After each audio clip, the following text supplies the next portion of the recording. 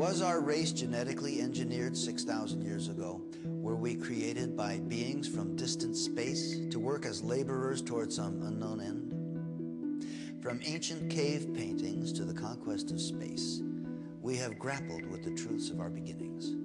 But what if the question of our origin falls outside the realm of social acceptability?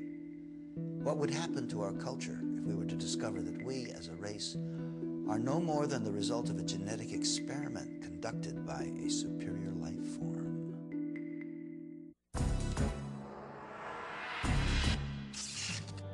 Over the course of the 20th century, we have witnessed exponential advancements in the collective knowledge of mankind. In every field of science and technology, our achievements are no longer measured in centuries or decades, but in years and even months. With this extraordinary growth, mankind has surpassed every achievement recorded throughout the millennia of known civilization. But what if the breakthroughs of today concerning humanity, the earth, and our beginnings are not new wisdom at all? What if much of this supposed recent knowledge lay secreted away in the ruins of a once powerful society, awaiting our discovery? Could this alleged new knowledge, uncovered in Earth's little corner of the universe, be considered Genesis revisited? This is the belief of the world-renowned archaeologist, linguist, and expert in the field of cultural anthropology, Zecharia Sitchin. I'm Zecharia Sitchin.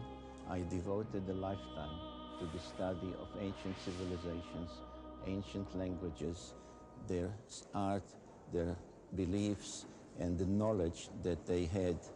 And the question is, when you study, when you look at all that, is it myth, is it mythology, or did it really happen? I believe it all really happened. In our obsession with antagonisms of the moment, we often forget how much unites all the members of humanity. Perhaps we need some outside universal threat to make us recognize this common bound. I occasionally think how our differences worldwide would vanish if we were facing an alien threat from outside this world.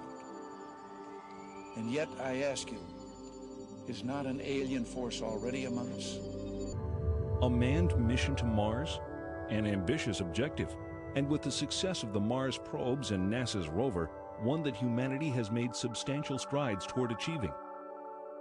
Could there have been a space base on Mars in antiquity? If we had physical, tangible evidence of artifacts on Mars, we are not only not alone in the universe, but someone has been on the next planet over. That in itself will forever change our frame of reference.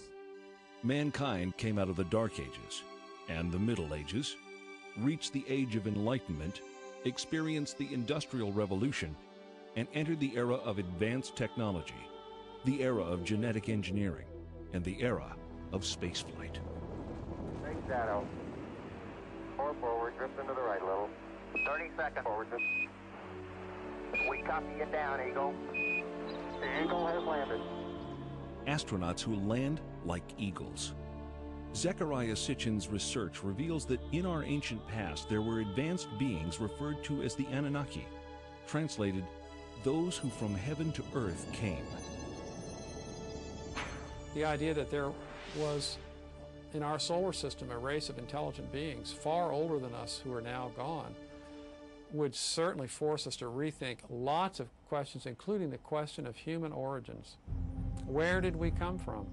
Could we be the products of genetic engineering? The hypothesis that modern science is only now catching up with ancient knowledge is inspiring scientists and researchers to increase efforts to rediscover that which may have been lost over time. It rekindles a situation that has lain dormant almost 5,500 years, the incident of the Tower of Babel. In the Babylonian version of the biblical story, the people of Babylon were building a tower whose head shall reach the heaven, in which a Shem, a space rocket, was to be installed under the direction of their supreme god. But the other deities were not amused by this foray of mankind into the space age. The biblical story recalls that Yahweh came down to see the city and the tower that the humans were building.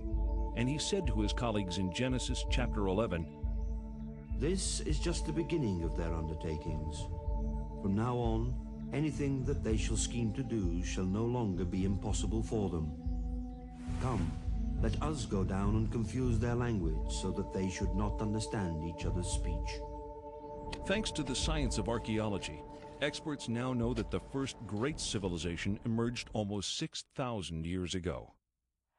Older than the Greeks, older than the Mayans, older than the Incas. The people of this society were called Sumerians, after their land, Sumer, in the great plain between the Euphrates and Tigris rivers, today's Iraq. The book of Genesis calls the land Shinear. For generations, biblical scholars either ignored